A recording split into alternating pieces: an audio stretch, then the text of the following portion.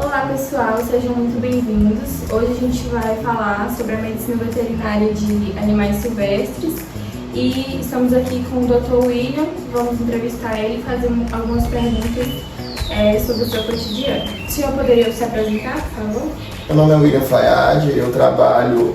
A clínica de silvestre não é, na verdade, a minha especialização. De especialização eu sou ortopedista pela Amplivepa de São Paulo, mas um apaixonado pela clínica de silvestre. Então eu tenho cursos de aprimoramento e cursos rápidos na área de silvestre, mas hoje a minha dedicação principal é a cirurgia de tecidos moles, reconstrutiva, reparadora, e a ortopedia, que é o que eu presto serviço para a região. Mas sempre houve esse gargalo do animal silvestre aqui, não tinha ninguém que atendia e tal.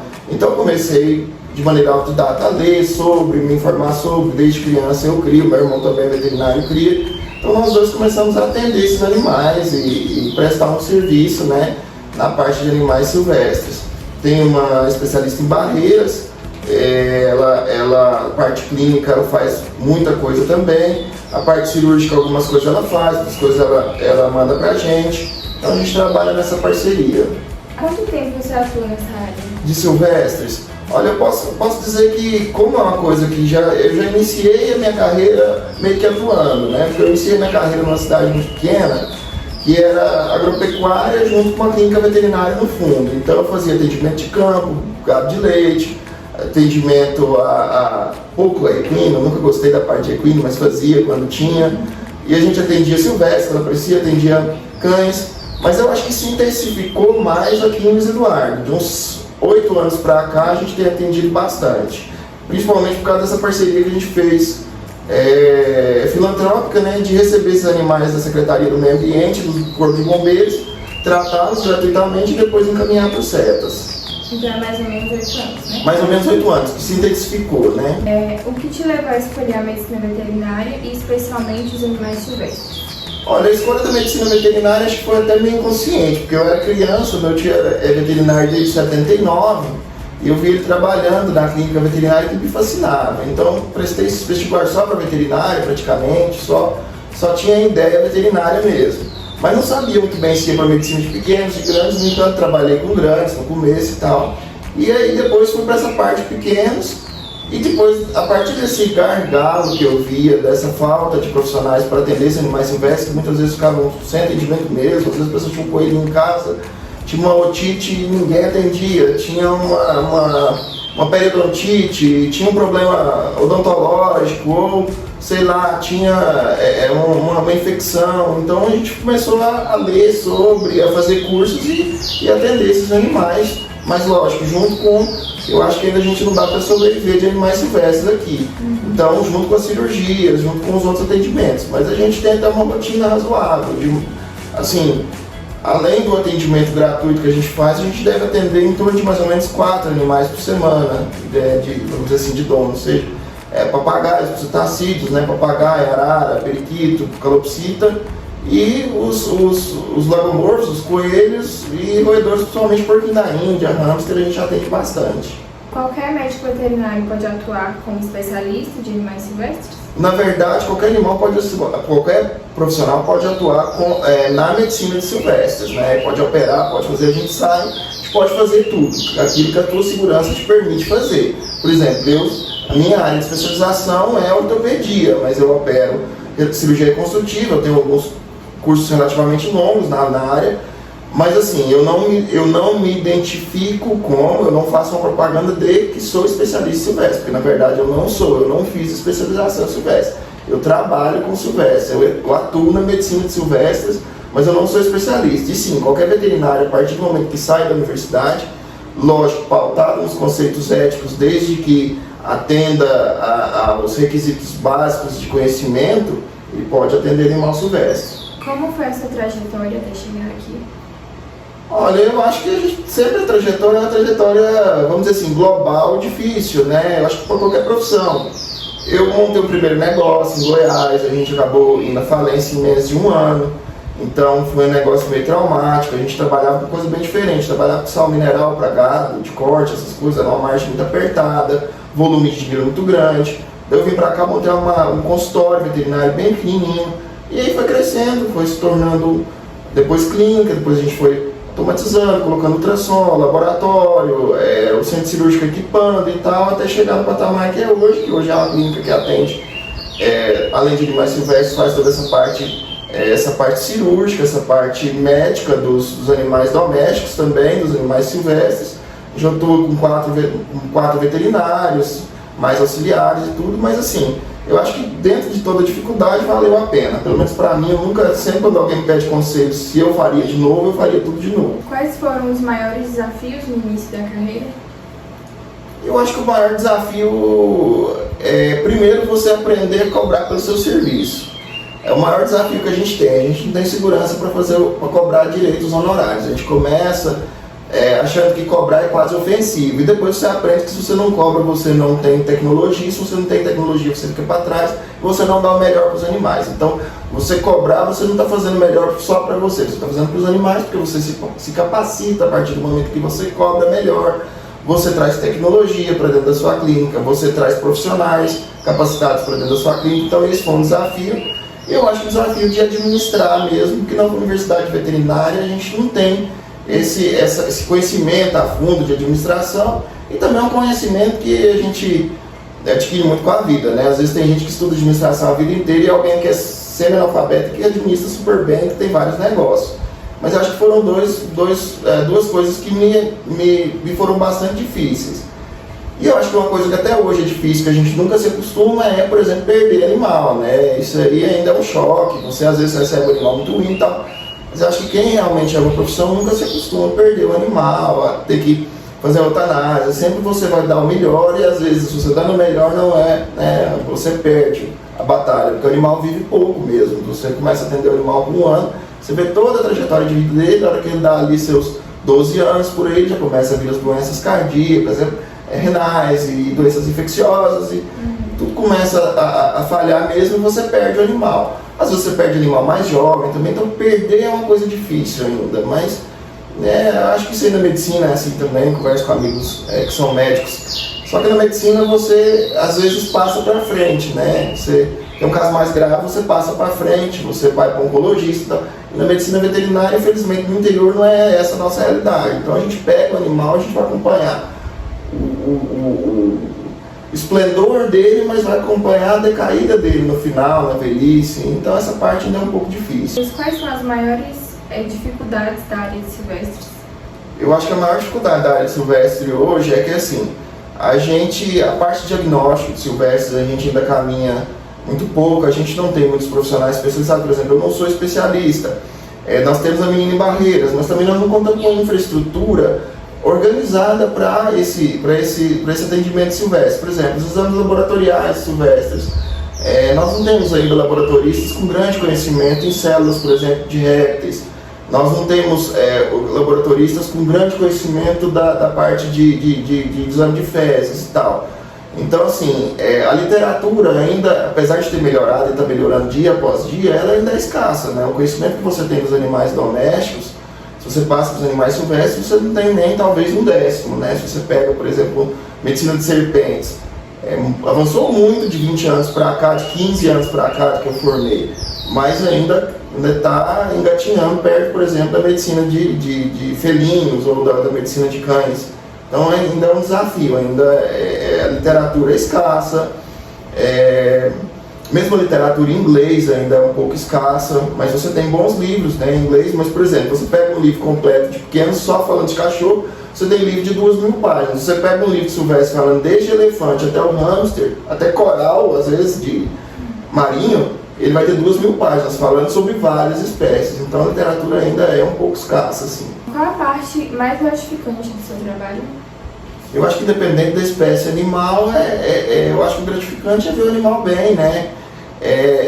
Eu acho que isso aí, todo ser humano tem aquele orgulho bom, o orgulho de você ver esse animal bem, do animal chegar aqui quebrado e sair andando, do animal chegar, por exemplo, igual aquela serpente com traumatismo craniano grave.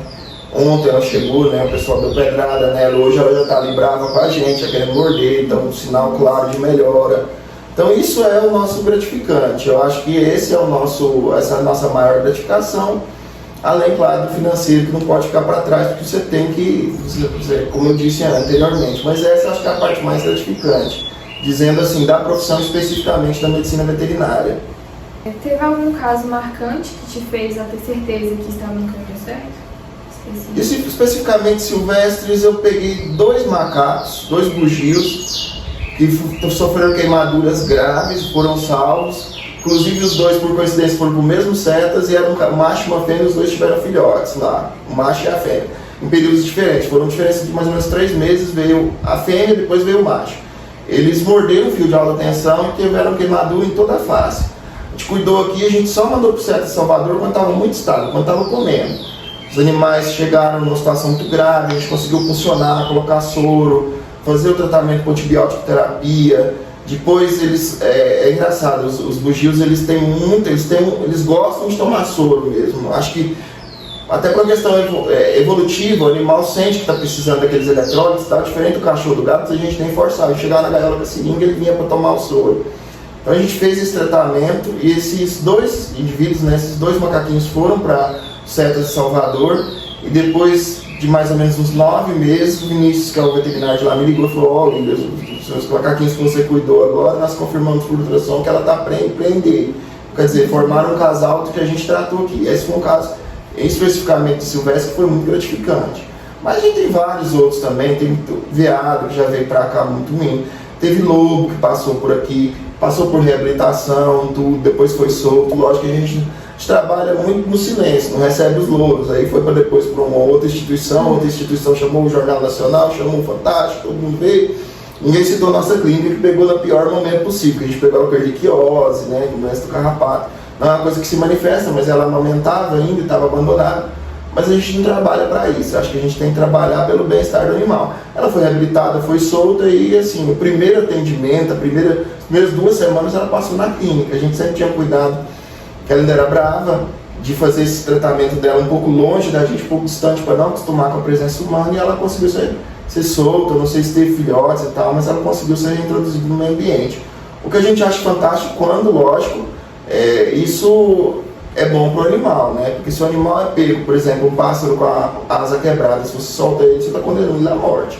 Só faz isso quem é profissional mal preparado. E tem muito profissional que trabalha na área ambiental muito mal preparado, que faz show, né? Pega 500 canais da terra, todos machos, que são aves extremamente territorialistas, que vão se matar literalmente se ficar no mesmo território, e solta 500 e chama e bota uma câmera para filmar.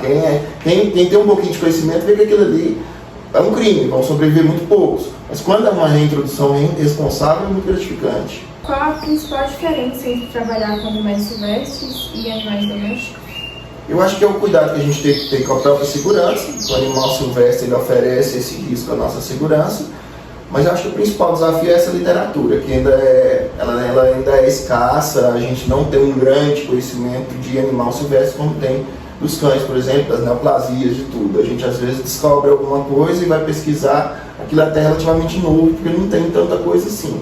Por exemplo, a gente pegou raposa com sinomose, que a gente retirou vários órgãos, né, teve que fazer eutanásia, retirou vários órgãos, e a gente viu que, por exemplo, uma coisa que nunca dá em cachorro é insuficiência renal. E ela tinha insuficiência renal e foi encontrado os corpúsculos característicos de sinomose no rim dela. Então, quer dizer, isso foi um achado novo, foi um trabalho novo. Então, na verdade, eu nem divulguei, eu sou péssimo para divulgação de trabalho. A gente tem todos os estudos, mas nunca divulgamos. Foi o professor Fabiano, de patologia da UNB, que fez esse estudo patológico. A gente fez todo o estudo com ultrassom, fizemos bioquímicos, e ela teve insuficiência hepática, insuficiência renal. Então a gente viu que a sinomose, apesar de ser muito grave em cachorro, nos animais silvestres é mais grave ainda. Então tem muita coisa nova, mas que a descrição ainda, em literatura e tal, é muito escassa ainda. Então, acho que o maior desafio é você trabalhar com uma coisa que não tem tanta coisa escrita. Que tipos de casos aparecem com mais frequência aqui na clínica? Na parte de silvestres, especificamente? Olha, eu acho que calopsitos, parece muitos calopsitos. Coccidiose, clamidiose, essas doenças mais comuns mesmo. Cândida em filhotes, é a espécie que mais aparece hoje. Não é silvestre, é uma espécie exótica, né? Mas o que mais aparece dentro dessa medicina aí são as calopsitas. E dos animais resgatados, é muito por época. Tem vezes que aparece muito macaco, aí para de aparecer macaco, aí aparece um monte de tucano, parece que é por época. depois aparece arara, depois aparece veado, depois aparece serpente, é muito de época. Mas no dia a dia, calopsita. Pelo menos uma vez por semana aparece calopsita aqui. Que tipo de preparo é necessário antes de manipular um animal silvestre? Silvestre tem que ter um cuidado extremo para manipular ele, porque dá muita miosite de captura, que é uma lesão, uma patologia grave, né, no qual, pelo susto que o animal tem, vamos dizer assim, vamos explicar a grosso modo, essas fibras musculares são destruídas de uma maneira muito rápida, e essa miosina que acaba indo para a corrente sanguínea, ela pode ir para o rim causar uma lesão renal, causar uma série de problemas posteriores. Então, quando você manipula, você tem que ter muita destreza na manipulação, manipular de maneira rápida, manipular o mínimo possível, tentar deixar o animal com o mínimo de estresse possível, porque o estresse literalmente mata esses animais. Diferentes animais domésticos já estão acostumados com a presença humana, eles não estão, né? Então, um pássaro, por exemplo, se chega um pássaro de canto, você tem que evitar o máximo pegar ele na mão. Porque a pessoa tem esse pássaro de canto, ele quer levar num campeonato, numa roda de canto, alguma coisa assim, se você pega na mão, vai ficar um mês sem cantar, 2 meses. E pode morrer na tua mão também, se tiver custado virar. Então você tem que tentar um diagnóstico, às vezes, com o mínimo de informação possível. E com o mínimo de manipulação possível também, para não estressar o animal tanto. Já aconteceu algum tipo de acidente com algum animal silvestre? Para deixar a gente em risco? Não, porque você vai, a gente já capturou até onça em galpão. Mas você vai já aconteceu muito mais com o animal doméstico que com o silvestre. Com o silvestre você toma cuidado, né? Vai capturar a onça, você faz anestesiou, você tampa os olhos dela para perder esse instinto, né? Porque ela fica com o olfato ainda, mas a visão também é muito importante, você toma todos os cuidados. E com o animal doméstico, às vezes você facilita um pouco. Então já aconteceu muito mais com o gato do que com o animal silvestre. Graças a Deus nunca aconteceu. Ainda bem. Os acidentes com eles são mais complicados com eles, né? Quais as espécies que você mais atende e qual aquela que você tem um carinho especial ou que marcou a sua trajetória?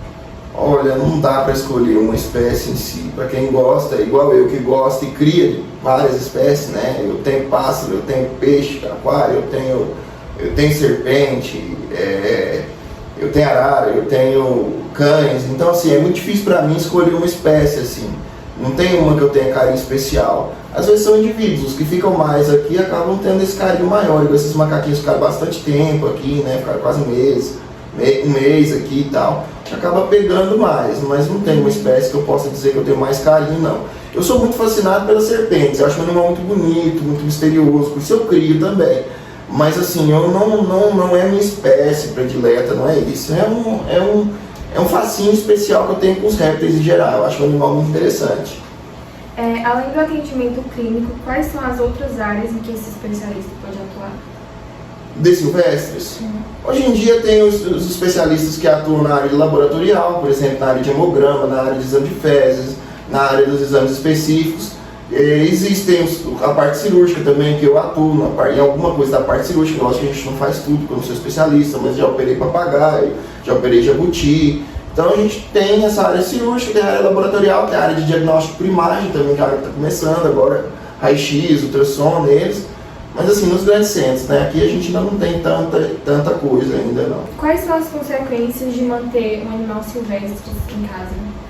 Olha, o animal silvestre ele tem necessidades específicas dele. Eu não sou contra a criação de animal silvestre. Por exemplo, tem gente que é extremamente contra criar silvestre. Eu acho que você cria silvestre comprando de um criador de silvestre, estudando o básico sobre a espécie. Por exemplo, você cria um cão, você tem uma vasta literatura sobre como cuidar de um cão, você encontra atendimento veterinário em qualquer clínica, e você tem muita gente para te orientar, mas ele tem necessidades, e você precisa atender essas necessidades. E o silvestre tem as necessidades. Isso vai desde uma cobra que tem pouca necessidade, às vezes até menos que um cão, até um macaco prego que tem muitas necessidades diferentes para não se estressar, de ambiente, de tudo. Eu não sou contra a criação de animais silvestres. Eu acho que criar até ajuda a preservar, porque você corta o tráfico a partir do momento que você tem alguém que vende esses animais de maneira legalizada. Eu comprei essas serpentes de maneira legalizada, todos os animais que eu tenho são adquiridos assim. Mas eu sou a favor de uma criação consciente. Agora, você pegar no mato e trazer, você está só apoiando o tráfico de animal silvestre, você está cometendo um crime ambiental e você muitas vezes está privando o animal de uma vida na natureza. Agora, um animal que já é criado como silvestre mesmo, de cativeiro, ele nunca vai ser reintroduzido à natureza. Ele está sendo criado com esse propósito de vir a ser um pet mesmo, então é um animal que você pode criar desde que você atenda às necessidades básicas dele. Agora, lógico, a gente não nega atendimento para ninguém. Por exemplo, se chega uma pessoa e quer cuidar do seu papagaio, eu não faço papel de polícia. Não é minha obrigação prender ou denunciar ninguém, minha obrigação é prestar um serviço de saúde. Então a gente atende qualquer animal, independente da origem dele.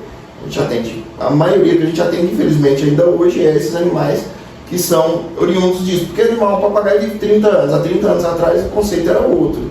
Hoje é um conceito totalmente diferente, tem animal de 25 anos, 20 anos. Então é muito diferente o conceito de um para o outro. Então esses animais às vezes passam de pai para mãe, a gente atende animal com 50 anos. Então a gente tem que ser maleável com isso também. Existe algum mito dos animais silvestres que você sempre precisa desmentir? Ou não? Olha, mito existe de todos, né? De todos os animais, desde que feijão dá verminose em cachorro até... Mas eu não estou lembrado nenhum, assim, existem vários mesmo. Acho que o mito do sopro da jiboia, que o sopro da jiboia causa... tem veneno no sopro da jiboia. Na verdade, a jiboia é uma cobra constritora, não tem veneno, e o sopro dela, aquele bafo que ela dá, é só para avisar, não mexa comigo. Mas ele não tem veneno, não tem nada naquilo. Acho que esse é o maior mito que a gente pega, assim, no animal silvestre. Acho que esse é o maior mesmo. E que papagaio, esse é muito prejudicial para o animal. Que papagaio pode dar girassol à vontade, esse é terrível, porque aí se o pessoal dá muito girassol, o animal desenvolve obesidade, desenvolve lipidose hepática, que é gordura no fígado, é muito prejudicial para o animal. Doutor, muito obrigada por compartilhar Eu que agradeço. por responder nossas perguntas e pelo seu conhecimento também. E é isso. Eu que agradeço pela entrevista. Obrigado. Muito obrigado. Vamos tirar a conta, então.